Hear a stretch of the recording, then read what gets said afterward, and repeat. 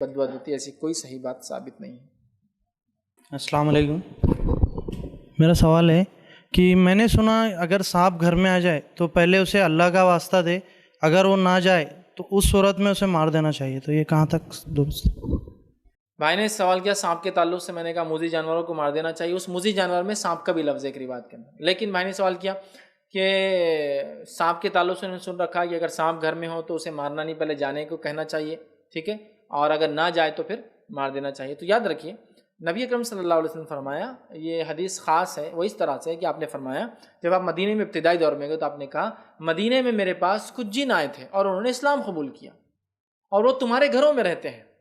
یہ جن تھے مدینہ کے جو اسلام قبول کیا انہوں نے، اور وہ گھروں میں رہتے تھے، تو لہٰذا تم میں سے اب کسی کو کوئی سانپ اگر گھر میں دکھے، یہ وہ عام سانپ نہیں ہوتے، یہ خاص سانپ ہوتے جو گھروں میں آتے اور جاتے ہیں،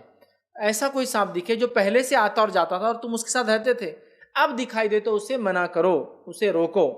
اگر وہ 3 دن تک منع کرنے کے بعد بھی واپس آئے تو اسے قتل کر دو، اس لیے کہ وہ کافر ہے، اور اگر مومن ہوں گا تو خود بخود چلا جائیں گا۔ سمجھے آپ؟ تو سانپ کی شکل میں جن آتے ہیں، لیکن عام سانپ نہیں، خاص سانپ یا جس کو ناگ،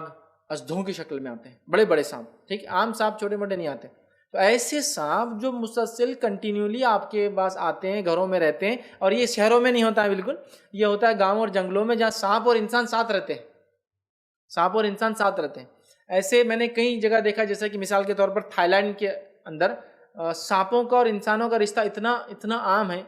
ہے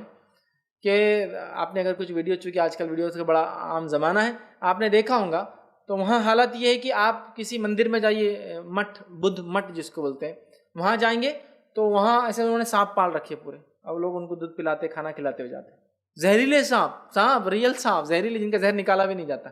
لوگ ان کے ساتھ رہتے ہیں، بلکہ بچے سانپوں کے ساتھ سوتے ہیں، سانپوں کے ساتھ کھیلتے ہیں، اژدھوں میں لیٹ رہے ہیں، بچپن سے اژدھوں کو اور سانپ کو ساتھ مطلب پالتے بچے کو، مطلب بچے کی عمر 10 سال تو اژدھا بھی 10 سال کا ہے، ساتھ رہتے دونوں، ایسے ان کے حالات ہیں، مطلب وہ لوگ تو ایسے سانپ جو آپ کے ساتھ آتے جاتے ہیں، تو جن بھی کیا کرتے ہیں ایسی جگہوں پر سانپ کی شکل لے کر وہ انسانوں کے ساتھ رہتے ہیں۔ تو نبی اکرم صلی اللہ علیہ وسلم نے فرمایا صحابہ بھی جب رہتے تھے ان کے گھر مٹی پتھر کے تھے، سانپ بالکل آیا جایا کرتے تھے، دس از کامن فینومینا تھا، انہیں کوئی ایشو نہیں تھا اس سے، لہٰذا فرمایا کہ ایک جماعت میرے پاس جنوں کی آئی تھی، وہ ایمان قبول کی اور وہ سانپوں کی شکل میں تمہارے پاس رہتی علاقوں میں، لہٰذا اب جب تم کوئی سانپ کو مارو یا دیکھو تو پہلے تو اس کو منع کرو 3 دن تک متا، اگر اس کے بعد بھی دکھائی دے تو مار دو کہ وہ کافر ہے، مطلب کافر جن ہے۔ تو لہٰذا اگر آپ کو بھی آج کے دور میں بھی ایسے علاقوں میں نہیں جو ہمارے علاقے ہیں، ایسے علاقوں میں یا جنگل ہے، آپ گاؤں وغیرہ میں رہتے ہیں جہاں سانپوں کا دکھنا، آنا جانا کامن فینومینا ہے، بالکل عام بات ہے، اور وہاں اگر سانپ آتا ہے تو آپ بول سکتے ہیں کہ بھائی تجھے اللہ کا واسطہ یا ادھر مت آ، لوٹ جا، اگر 3 دن کے بعد بھی وہی سانپ پھر دکھائی دے تو قتل کر دو، اس لیے کہا وہ کافر ہے، مومن نہیں ہے پھر، ٹھیک ہے۔ لیکن اگر اچانک تم مار دو گے تو مومن ہو سکتا ہو جن وہ،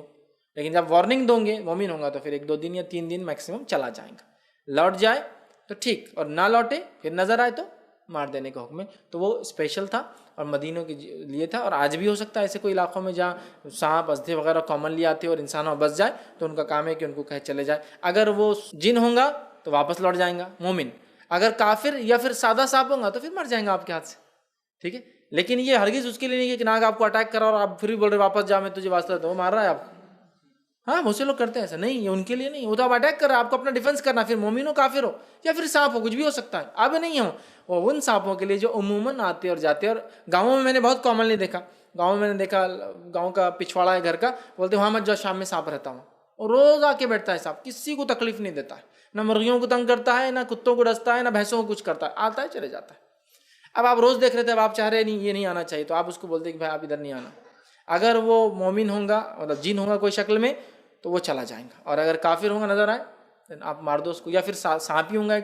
تو ہی بہرحال ہو، ٹھیک ہے۔ تو اس چیز کو سمجھیں، لیکن بہت ساری بار اینیمل رائٹس والے اپنے پہ اٹیک کر دیتے ہیں، ایسے ویڈیوز میرے ویڈیوز ہیں نا، چھپلک کو مار دینا کیسا ہے فلاں، لوگ اٹیک کرتے ہیں۔ دیکھیے سب سے پہلی چیز تو یہ کہ ہم جو چیز کو جیسا دیکھتے ہیں ایک الگ بات ہے، اللہ نے چیزوں کو کیسا بنایا وہ ہم کو جب بتاتا ہے وہ اصل ہے، تو ہمارا عقیدہ اصل چیز ہے،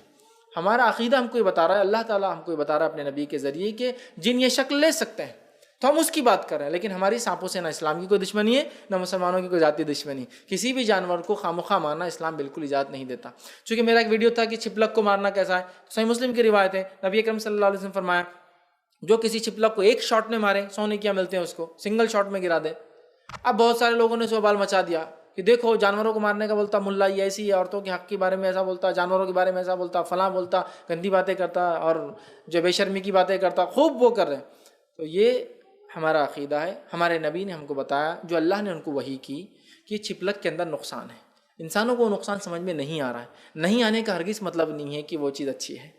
جانور اپنی جگہ ہے، لیکن وہ جانور جو انسانوں کو نقصان پہنچا سکتے ہیں. اب چھپلک اگر آپ جنگل میں جا کر، میں نے اس میں کلیئر بولا تھا ویڈیو میں، جنگل میں جا کر ان کی آب و ہوا میں، ان کے علاقوں میں ان کو مارنا درست نہیں ہے. اگر وہ ہمارے علاقوں میں چھپلک آتی تب کی بات ہے.